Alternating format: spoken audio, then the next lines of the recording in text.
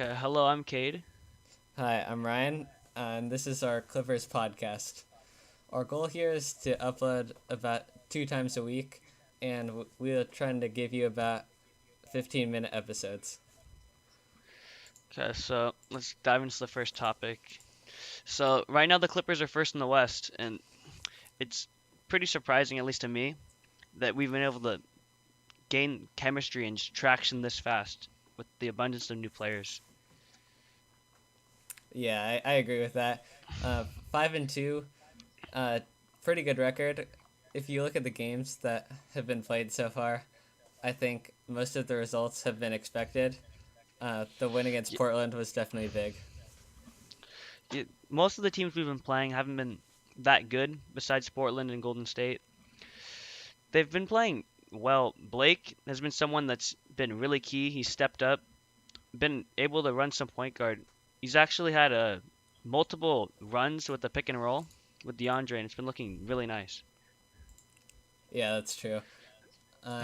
I really was disappointed to see the loss to the Pistons, but that's just one game out of seven played so far. The Pistons game was hard though. They really shot. I think they shot like around 37% or something from the field, and they only lost by around 10. Yeah, So games like I feel like the performance wasn't that bad. They just couldn't get shots to go in. The defense was okay. Really couldn't stop Tobias Harris though. the thing that really killed me though was that I think they had 10-point leads like multiple times. They had one to close the half out, and then they had one at some point in the third quarter. It's a young team though still. They've not the much. They haven't had the most experience with each other. They haven't played that much. They'll be able to like probably tighten that up by the middle of the season. Hmm. It they're getting out to the lead, so that's showing that they can get there at least. The thing like Beverly, he's been a really key piece to the team's defense. What I've seen, like a lot of the players, especially from last year, they've looked a lot different defensively. Like they're actually caring, they're hustling more, diving for steals, showing a lot more passion. I think it's he's been huge, just like not even playing wise, but just like been able to like get a fight and like get into his team to like motivate them to actually play more defense. Yeah, I didn't want to go into this too much, but I just think it was really great how the Clippers didn't let Chris Paul go away and not get anything back in return. Yeah, that was huge. I was when I heard Chris Paul was gone, I was extremely scared. But then when I saw the haul they got back, I was really excited because I actually thought he was just gonna leave without nothing. But to like, even though it was probably done for like the tax and he can get more money, it was still like a great move for him to do to keep his reputation with the city of LA and the team, and also help them out in the process. So that's Yeah, something I actually really respected from him to do. But the thing about Beverly too, you can definitely see his impact on Austin Rivers. He's playing a lot better defense, more engaged, like less defensive laps. He's hustling a lot more too and getting back on defense. But that's been the big problem so far this season is transition defense. They haven't really been able to get out. Like the other team will get the rebound through an outlet, and they're not back in time. And that's primarily most of the points. And defensively, they're losing. So I don't know how they're gonna fix it up. I've heard Doc talk about them trying to fix the issue.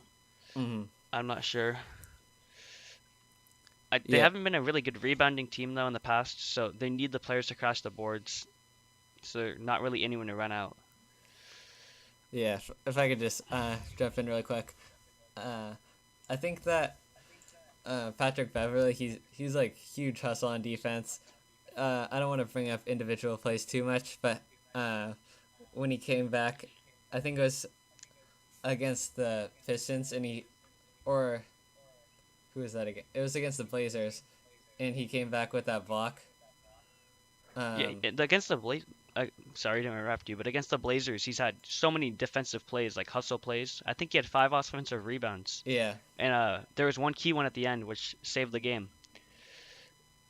He kind of reminds me like amplified of Bamute, how he's just doing all the little things to help the team win. hmm yeah. Uh, so I don't really have anything else to talk about with the Clippers being really dominant so far in the West. Do you want to move on to the next topic? Yeah, hopefully they can just maintain the way they're playing. The Yeah. the team basketballs looked really nice. The thing, Doc. The thing is, I've heard many people say he's reached his peak with LA. The way he just plays isn't effective to win a championship. I'm just wanting to know how you think if he needs to be like fired or anything, or the change of a Uh, coach is needed. I I think that Doc does an okay job. He's definitely not as bad as people make him out to be, but at the same time, I definitely think that I'd like to see the Clippers bring someone else in. Yeah, I feel like the Clippers in recent years they've seemed to have plateaued. Like they've gotten to the peak and they just can't get over the hump. Yeah. And they've always had the talent. That's the thing. If you given the roster to someone else, I think they've been able to perform much better than they have.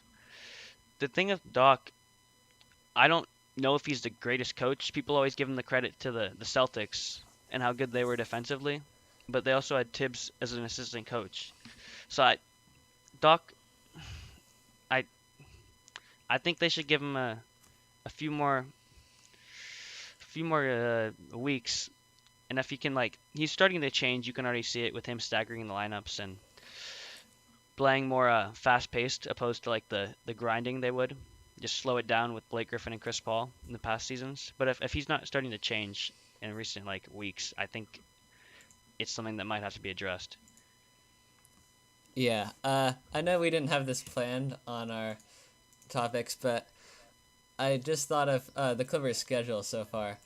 How they haven't had to play any back-to-backs yet, and this weekend, November 5th and 6th, they'll have two games coming up against Memphis, and then they play Miami. So it's going to be really big to see how they react to that. What do you think? It should be interesting. Memphis is a team that's not really known for running the ball in transition and getting out and running. So by that fact, I think they shouldn't be as gassed as they would in another back-to-back. But they're gonna get taken into the post and really physical. So on that aspect, I think they're gonna get more beaten up. But with Memphis and who was it? Who are they playing next after Memphis? Miami. Miami. They should be able to get those two wins. I don't know if the back-to-back will necessarily affect them. Yeah. We'll see. Yeah, I think they match up pretty decently against Yeah. Miami though, so that should be an interesting game. In pace, Miami is ranked. I mean, Memphis. Sorry, is ranked 28th in the league. Who's the last? Is it Jazz?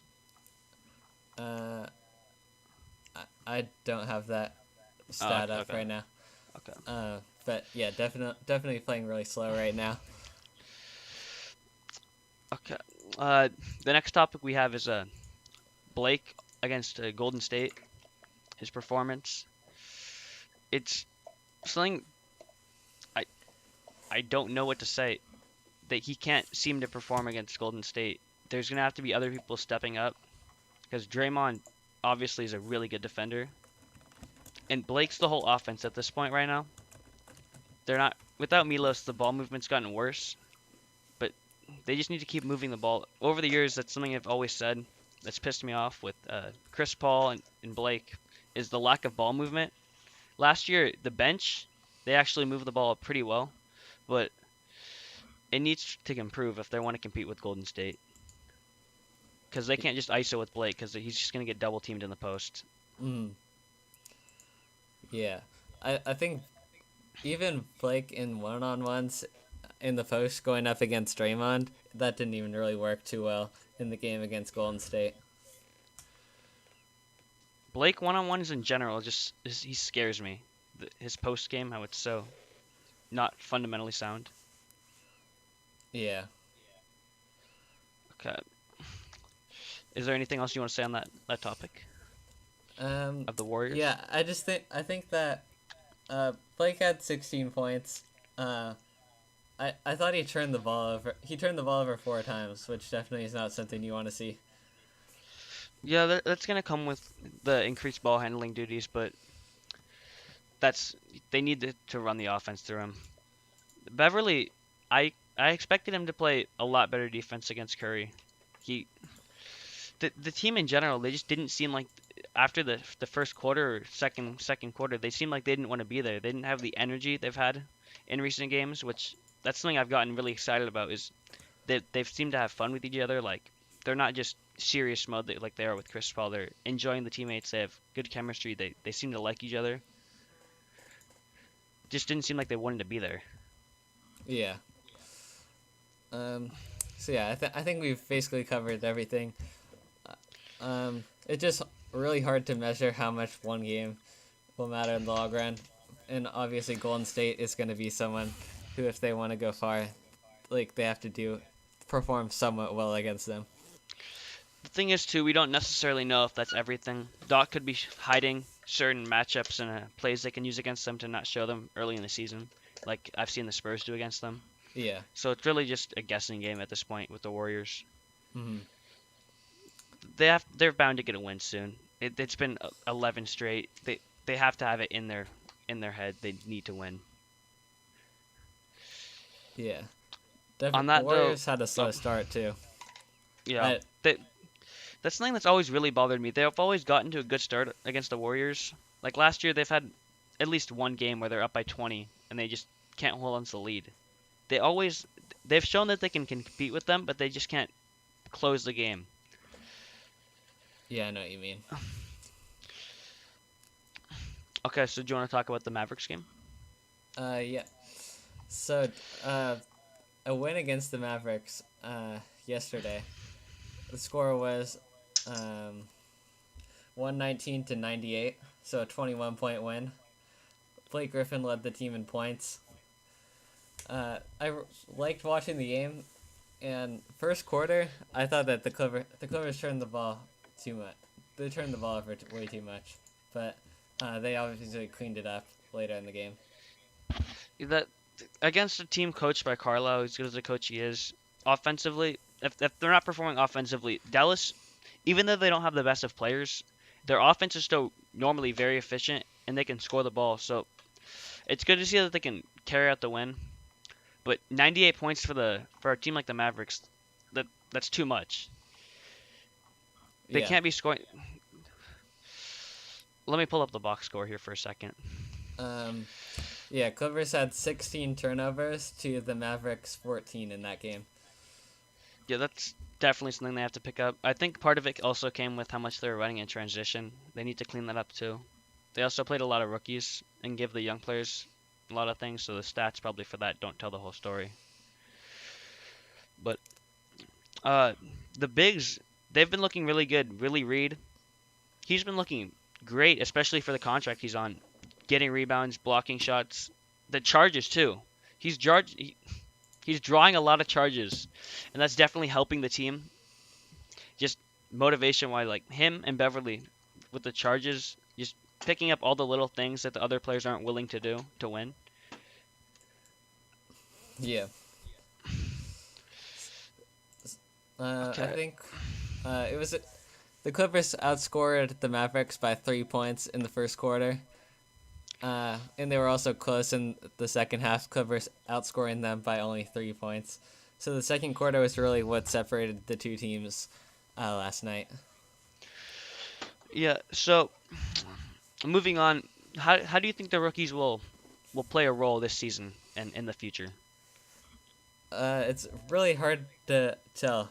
So Doc Rivers, he has been known to not play rookies too much. And yeah. The rookies got a bit of minutes last night. We had Sindarius Thornwell had 23 minutes, plus 13 when he was on the floor.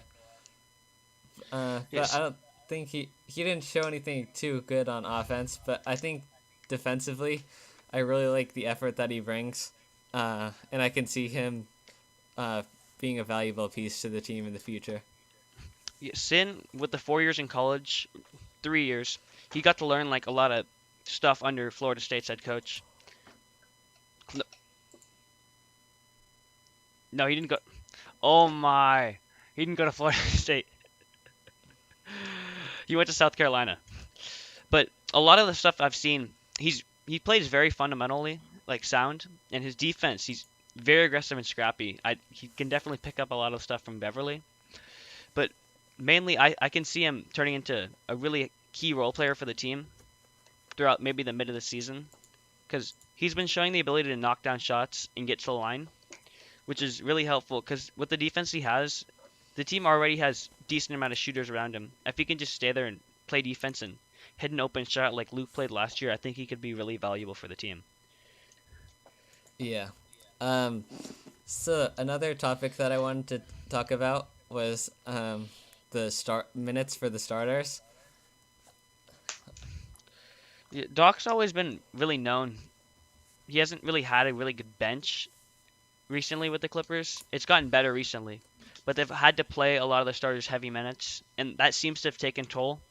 Maybe playoff time when it comes, when Blake and Chris Paul are injury ravaged and the team's too tired. Especially like right now in the beginning of the season where it's not as important.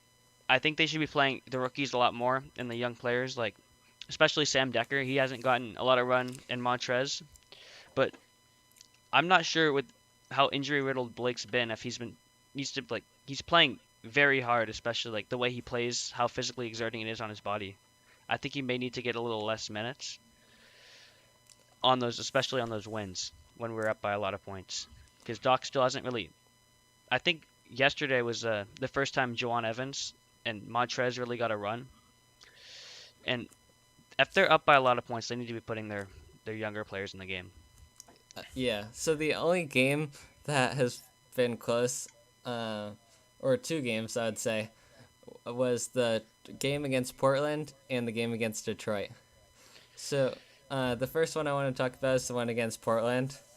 So just running quickly through the starters. Blake had 40 minutes. Gallinari and DeAndre had 38. And Austin Rivers and Patrick Beverly had 34 minutes. Austin, I think, someone that needs to be getting the more minutes just to have the experience on the court with the new team.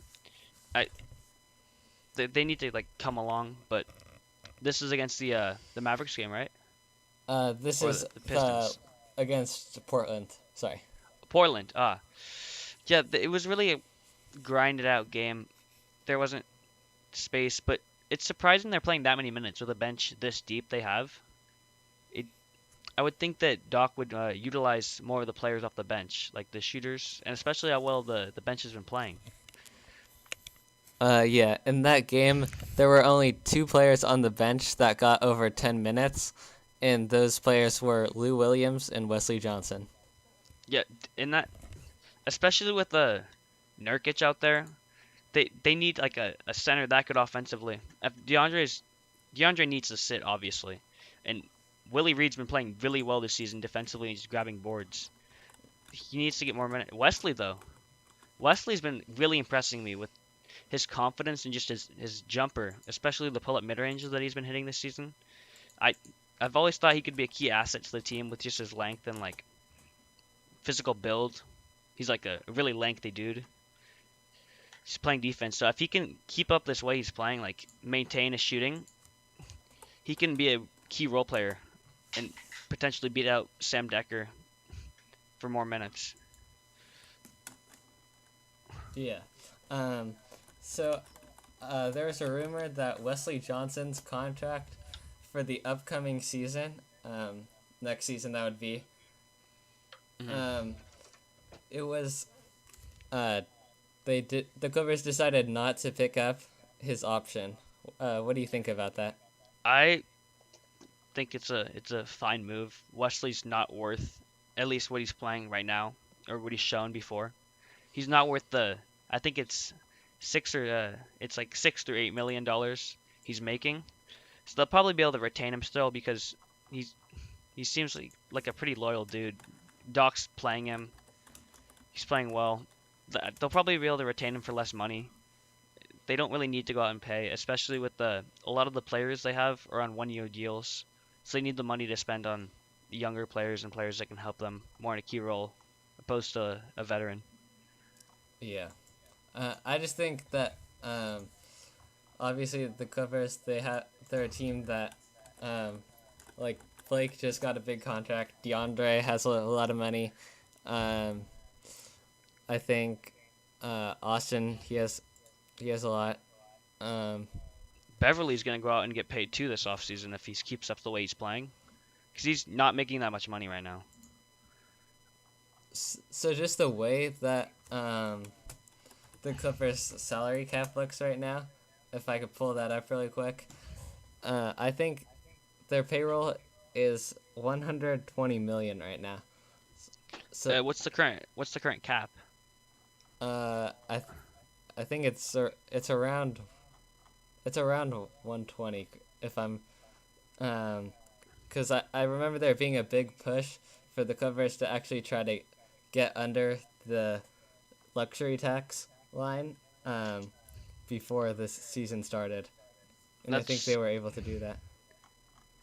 if they really want to win, they have the money to spend. Ballmer's a extremely rich dude, and Yeah, they need to be paying the awful some of the awful contracts that they've had in recent years. They've been able to stabilize right now with the Bomber, but I don't know right now if we should be spending under. But we're still retooling, it seems. yeah. Blake Griffin in the 2021-2022 season, he's going to be making about $39 million. That I don't think that hurts that much because that retains him as a Clipper for predominantly his whole year. The Clippers really haven't had someone that's been for them for a long time that's been at his level really. They need to get like someone to be like the face of a franchise, like the identity. Him and DeAndre, if they can just hold on to him, even if they're not really performing that well, I think it's just key to keep him on the team. Just to have him like around. Yes. So the final topic I'd like to bring up is kind of just go over a preview for the Grizzlies game that's coming up this Saturday. The Grizzlies should be a pretty interesting matchup, especially for Blake, because they don't really seem they lost Zach Randolph obviously, and they have a decent amount of fours, but they're really rotation players. None of them are really that great. So I think he has to have a big game tomorrow or tonight. I don't know what it It is. is Saturday afternoon. Saturday. But Blake definitely can have there's no one really gonna be stopping him. DeAndre matches up well against Marc Gasol. He's a pretty good defender. Conley and Beverly. And Memphis's bench really isn't that great. And that's, I think, something we'll be able to take advantage of, especially if Doc's continuing to stagger the starters. Yeah, we mentioned earlier, Memphis is one of the slowest playing teams in the NBA. They're a very strong defensive team, and middle of the pack, like a bit below average team in offense. So Memphis, though, sorry to interrupt you, but they've gotten some key wins over the Warriors. They've been playing relatively well. That's just something. They have the momentum. They're 5-3 at the moment. Yes, but they've had some pretty bad losses as well. They lost to Dallas, and they lost to Orlando. But the funny thing is, Orlando's in first in the East. Orlando's been looking very good, especially Jonathan Simmons. Yeah, that was definitely unexpected. I don't know if they'll be able to keep it up. And their third loss was to Charlotte. Charlotte, they're a decently structured team. I've been noticing Chandler Parsons been picking it up. That's good to see from him on his part. Yes. But against this Magic, the Memphis, their starting power forwards, Jarnell Martin, he put up 0 points.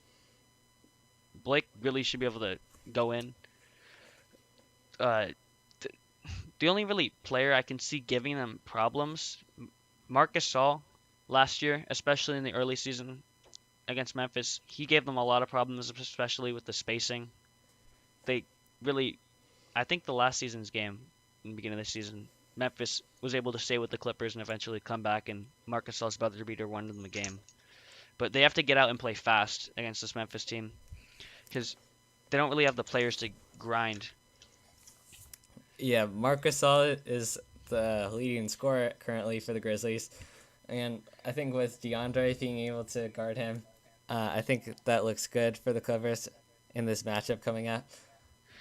Yeah, the one player I could see them giving problems, or potentially, I don't know. He's a very Tyreek Evans.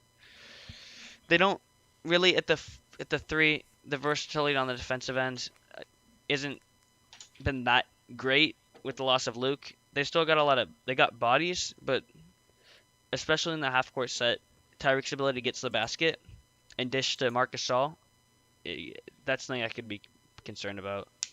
Mm-hmm. He hasn't been putting up that many assists though this season. His playmaking seemed to have gone down. I don't know if Mike Conley's available for the game. He didn't play yesterday. Oh really? I did not know that. That should be a key. Because they started Mario Chalmers, Aaron Harrison, Marc Gasol, Jarnell Martin, and James Ennis.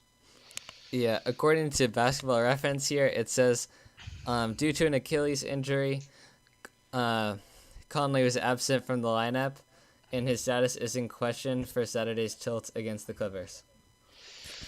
Yeah, they should be able to get a win on that relatively easily if they can just play their game, run the ball, limit the turnovers, especially against a team that's grinding the ball out. If they can get up early, Memphis isn't going to be able to score the amount of points to come back with the lack of possessions they have. Another thing I didn't have on this but wanted to talk about is Milos. How do you think Yes. in the short time he played, how do you think he's affected the team? I remember you saying earlier he's definitely moved the ball a lot more. He's helped with the ball movement for the Clippers. He's kept it going. Turned the ball over a bit more than I'd like, but he's still new to the NBA, and I really like what he brings to the Clippers. As a UCLA fan, he kind of reminds me of Lonzo when he entered UCLA. Just the amount of ball movement, how it was so much drastically different, especially from the Clippers standpoint, how they played last year with the lack of ball movement. It's something I got really excited about, and especially with him moving the ball and knocking down threes that he's been able to make. The floater should be able to get there. The mid-range game, same too. But when they're moving the ball like that, they have easy lanes to the basket, open shots. With the shooters they have and the versatility, no one really can stop them if they're doing that. Yeah. So I think we ran a bit long on time for this episode, but I think that we got some good points in. And I Yep. really like what this Clippers team could do this year. Yeah, they should be really interesting, especially a entertaining team. I don't know if success-wise, but they've got me interested. I'm really excited for this season. Yeah. So thank you Anyway, guys for listening. If you guys have any feedback, that'd be much appreciated. Do you have anything else to add? no, I'm just really excited for this NBA season.